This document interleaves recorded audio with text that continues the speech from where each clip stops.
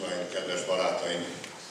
Sok szeretettel üdvözlök mindenkit Medgyesen, immár a 11. Szeben megyei Magyar Napok zárvestén.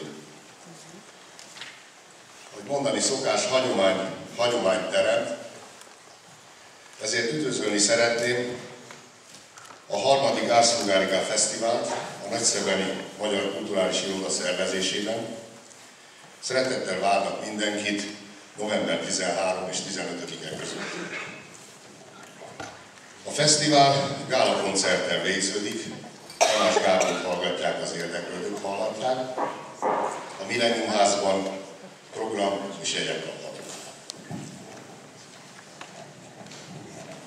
Kedves medgyesiek, Erzsébetvárosiak, kiskapusiak, almásiak, balázstelkiek, és már hagyományossá vált az, hogy így szólítom meg önöket, és örvendek annak, hogy ennyien vagyunk ebben a teremben.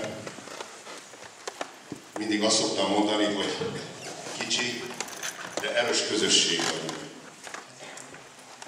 Erőnk nem gyengült, és mindig össze tudtunk fogni, mert a szórványban én úgy gondolom, hogy ez az egyetlen járható út, az összefogás.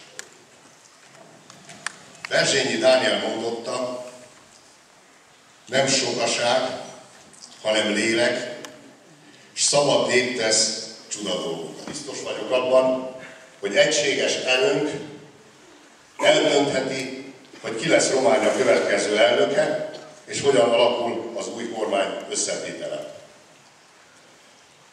Aktív résztvevői kívánunk maradni továbbra is az ország irányításában. Mert csupán így lesz lehetőségünk a kisebbségi jogok védelmére, a magyar oktatás megerősítésére, anyanyelvünk használatának bővítésére, a magyarok lakta települések gazdasági megerősítésére. Hölgyeim és uraim, tisztelettel felkérem Kelemen Hunor urat, az RMDSZ államelnök jelöltjét, üdvözölje a Szeben megyei választópolgárokat, a Szeben megyei magyarságot, önöket pedig arra kérem, támogassák szavazatukkal és bizalmukkal. Köszönöm szépen!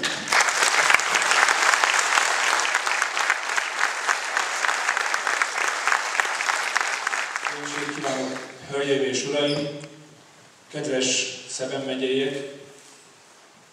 Egy kicsit meghatódva jöttem fel a színpadra, hisz itt önök előtt ritkán volt alkalmam beszélni, bár az elmúlt másfél-két esztendőben, 2,5 esztendőben már jó néhányszor megfordultam Medgyesen, és van elképzelésünk arról, hogy hogyan kellene ezt az országot jobban, másképpen vezetni.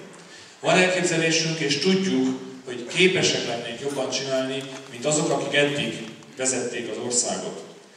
Romániának a 21. században meg kell változnia.